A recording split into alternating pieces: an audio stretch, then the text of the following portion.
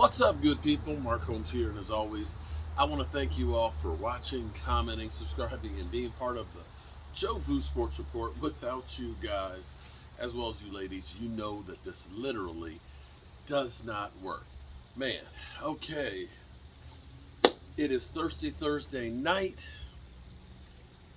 It was warm as could be, and all of a sudden the temperature's gone back down to the 20s.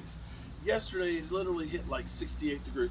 This stuff is just crazy. It's crazy, but it is what it is. I guess it's that time of year that you just don't know what to expect. So we got some news. this it's amazing how quickly things can change because of circumstances. You know, we thought we had the luxury of, or at least Stephen Jones thought he had the luxury of being able to say, you know what, we can let Amari Cooper go because we need the money, and we're good because, we got all these other guys. And they're also looking at saying, we can let Dalton Schultz go because, of course, he's going to command a whole bunch of money. Then we heard today that we might want to bring him back, and the reason being is Blake Jarwin, the Jar, who is about a $4.5 million hit, had hip surgery, and this is not hip surgery that you want to have. That this is hip surgery that active players don't have, which means this is not a good situation. That his career may be in jeopardy because of the circumstances on this hip. We've seen great players go out. Bo Jackson, famously, one hit on his hip was enough to end his career. We've seen what happened with Tyrone Crawford after having double hip surgery, how it just basically disintegrated and just was never effective any longer. So if they're already saying that he's going to miss week one, and I don't think this is, he's projected to miss the first game, but he'll be back for the second game, bro, you can't count him. You can't count him. This is why you all of a sudden have to look and say, Blake Jarwin, who was our second leading receiver, only missing out by being the number one by one catch. It's kind of more important now. In fact, I dare say, in my mind, the Cowboys have to look at this and rethink their whole situation of Amari Cooper being released. I'm still not sold that Michael Gallup is going to be ready and be a full go. So now we have no tight ends if you let go Dalton Schultz. Or you got to re-sign Dalton Schultz. But I'm not sure that I'm ready to go ahead and say, I got Dalton Schultz and I got CeeDee Lamb and maybe Cedric Wilson and go into the season that way. But to me, so much of this is a crock of crap that we're hearing from Stephen Jones. Remember when they kept saying, if we sign Dak, we won't be able to sign other players? We signed everybody to contracts that they didn't deserve and before they had to be paid. It could have been ugly with Zeke Elliott, but you could have made him play on the contract that he had and used that 50-year option. If he had held out, you would have had his rights for another year. There was no reason for you to pay Jalen Smith early. There was no reason for you to wait to pay Dak Prescott when you did. You could have saved yourself a boatload of money. These issues are issues of the Dallas Cowboys making their freaking mistakes. And you expect the players to eat your mistakes. You can't do that. But here's what you got to do.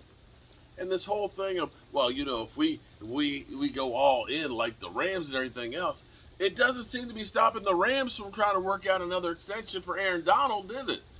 Did it? It didn't prevent them from trying to say, we're keeping the band together. We're talking about keeping Odell Beckham Jr. too. And guess what? He's a free agent. He's going to need some money. They pushed the chips all in, and they're still continuing to do the same thing. So why is it that they're able to do that and throw caution to the wind, but the Cowboys say we can't? We got to let go of one of our great players. They just got Odell Beckham Jr., and they realize we need that guy. We've had Amari Cooper, and we know we definitely need that guy. And with his contract, his is the one that you actually look at and say, yeah, we can redo that one. We can restructure that one because basically it's just paying him for another year. That's all you got to do. Pay him for another year. Because when you look at this, you know Zeke Elliott doesn't have much longer. You know Tyron Smith doesn't have much longer. And you have those other free agents that you need as well. And this has to be, to me, it has to be kind of like the football gods talking to you to say, you're about to do something stupid. You sure you want to do that? Yeah, I wish they had an app for Dallas Cowboys where the app would say, are you sure you want to do this stupid shit? And it stops them for a second and teaches them the pros and the cons to make sure that they don't screw up. I'm sorry. I understand Amari Cooper's getting $20 million. 22. But you don't have a replacement for him. And you're going to turn around and do Dak Prescott just like you did Tony Romo. He'll be the fall guy.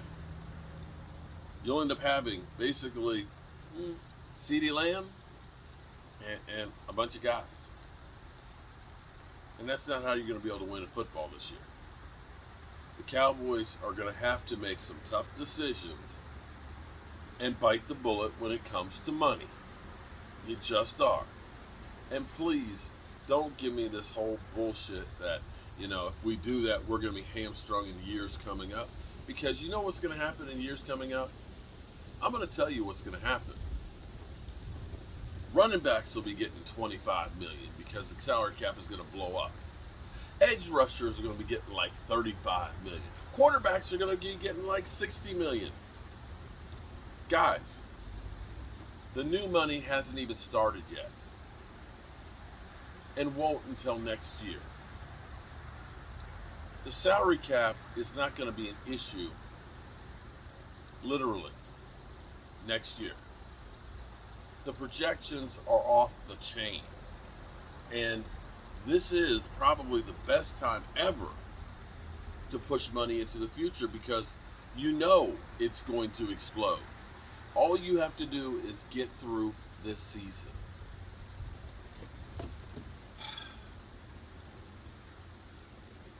If you don't keep Amari Cooper, if you don't keep Dalton Schultz, now this is a deep draft when it comes to tight ends, but basically you're holding serve.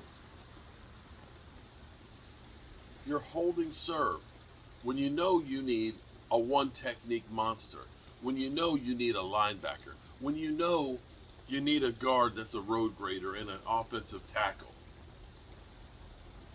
If you have to waste one of those high picks on getting a tight end or a wide receiver, then those places that were lacking last year are still going to be lacking this year. And we're going to be in the same damn boat. It's like literally, I feel like the Dallas Cowboys every year, it's Groundhog Day. Over and over and over. We just keep repeating the same damn day.